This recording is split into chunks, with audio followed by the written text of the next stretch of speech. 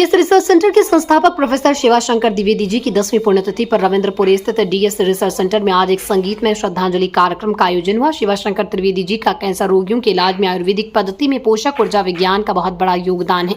आज भारत के 5 बड़े शहरों में डीएस रिसर्च सेंटर अपनी सेवाएं दे रहा। आज भले ही शिवाशंकर त्रिवेदी जी हमारे बीच मौजूद नहीं है, लेकिन उनके द्वारा प्रचारित प्रसारित पोषक ऊर्जा सिद्धांत पर आधारित कैंसर को भी मात कर देने वाली औषधियां विश्व की विख्यात है।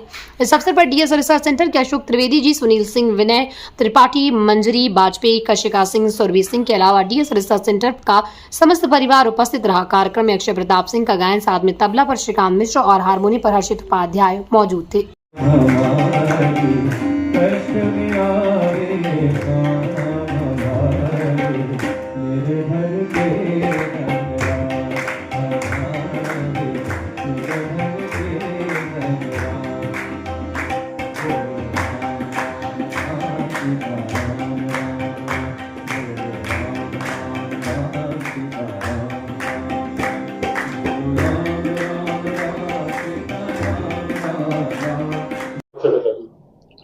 मेरा नाम विनय त्रिपाठी है। मैं डीएस रिसर्च सेंटर में ब्रांडिंग हेड हूँ।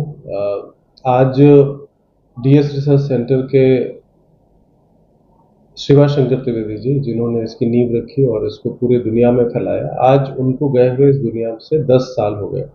उनकी 10वीं पुण्यतिथि पर आज एक संगीत का कार्यक्रम रखा गया है। संगीत मतलब भजन का कार्यक्रम, ताकि उसके थ्रू उनकी आत्मा को शांति मिले और साथ में हमारी तरफ से एक श्रद्धांजलि। शिवाशंकर त्रिवेदी जी का योगदान कैंसर के क्षेत्र में बहुत ही महत्वपूर्ण है, खासकर आयुर्वेदिक आयुर्वेदिक इलाज पद्धति से कैंसर इलाज में। पूरी दुनिया में हजार ऐसे पेशेंट हैं जो डीएस रिसर्च सेंटर की दवाइयों का सेवन करके ठीक है। इससे न सिर्फ उन परिवारों या उन लोगों को प्रेरणा मिलती है, बल्कि समस्त लोग जो कि इस बीमारी से ग्रसित हैं, उनको भी ये प्रेरणा मिलती है।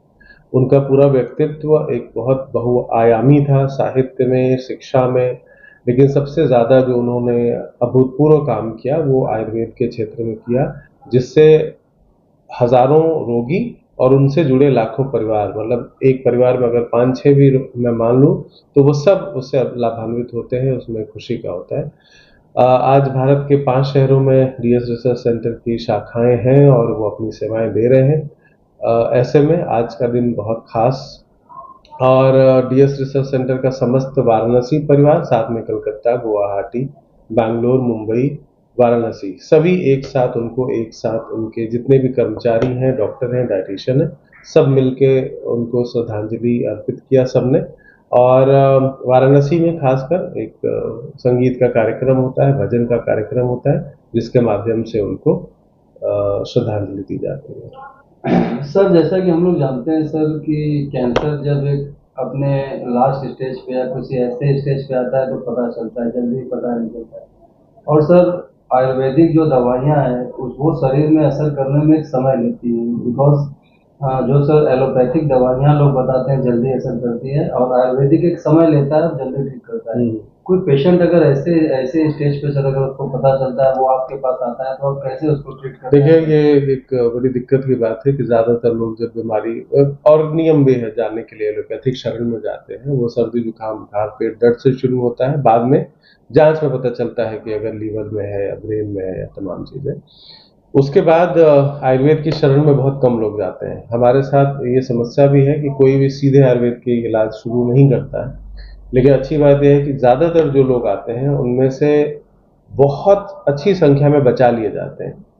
मैं 100% गारंटी की बात हम लोग नहीं करते, लेकिन ऐसे पेशेंट जिनको कैंसर हॉस्पिटलों ने बिल्कुल मना कर दिया या छोड़ दिया या बिल्कुल कहा कि अब इलाज नहीं हो सकता, वो हमारे पास यानी डीएस रिसर्च सेंटर के पास आए और हमने इलाज शुरू करवाया, दवाइयाँ देनी शुरू की और उनमें अभूतपूर्व परिणाम हुए, जिसमें से मैं निजी तौर पे बहुत लोगों को जानता हूँ, और कुछ लोग 15 साल से, कोई 20 साल से, कोई 25 साल से, कोई 5 साल से, अलग अलग liver, lung, bone, blood, breast, ovary, हर तरह के कैंसर से फ्री है। ये बीमारी लाइलाज नहीं है। सभी जगह, या एलोपैथ हो, आयुर्वेद हो, हर जगह ये कहा जाता है कि आप समय रहते, कोई भी आपको एबनॉर्मलिटी हो, सबसे पहले आप उस स्पेशलिस्ट के पास जाइए और संबंधित जांच कराइए। जैसे ही जांच में उस रोग का पता चले उससे संबंधित जो इलाज है कराए। अगर आप उसमें देरी करते हैं तो वो एक असाध्य रोग का रूप धरता है, बड़ी बीमारी का रूप बनता है और तब इलाज में बहुत तरह की कठिनाइयां आती हैं।